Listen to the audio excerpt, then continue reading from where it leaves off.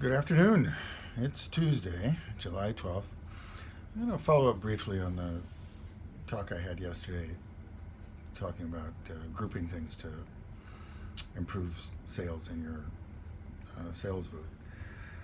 Most of the sales booth opportunities they limit you to a 10 by 10 space, which for some potters and some situations is sort of ridiculous. I find it very cramped. But it brought up to my mind the question of how many pots are you selling? Okay, so for instance, yesterday I talked about grouping them by color. Well, for years there was a booth at the Kansas City Renaissance Festival that we jokingly referred to as the Everything is Blue shop. So if they were to group by color, that would be the whole shop.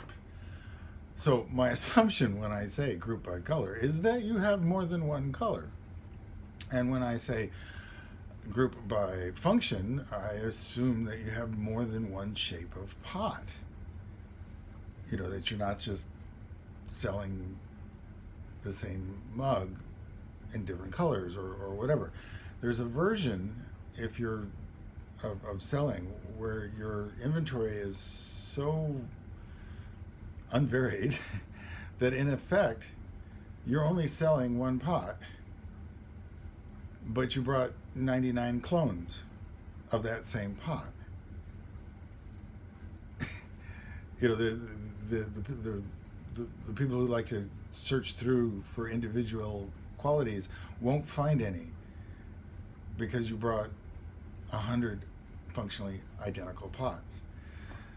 So I'm the opposite. I, for whatever reason, have never been able to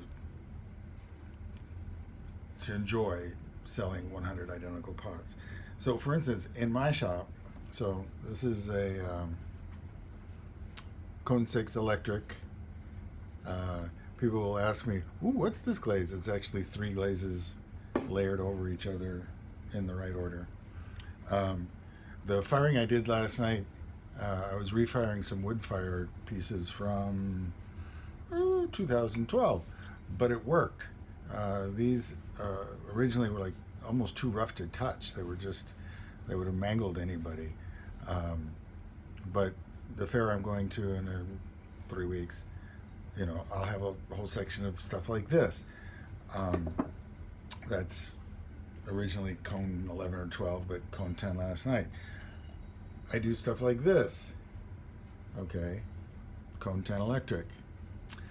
So, in my shop, when I'm answering the question, how many pots are you selling?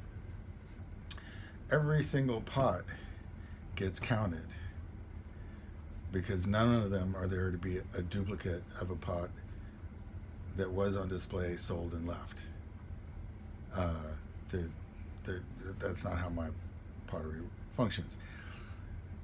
There are a lot of sensible reasons to not do it the way I do it. To limit yourself to 3 or 4 distinct looks, 6 or 7 distinct shapes and functions, and to have duplicates. In part because you might get someone coming in and is like, "Oh, I like this. Can I have 8 of these?" And you can cheerfully say, "Well, yes, here, let me wrap them up for you." That's another way of being a potter than mine, and to some extent is simpler. And again, the customers need simplicity, and sometimes potters need simplicity. Apparently, that's not me though.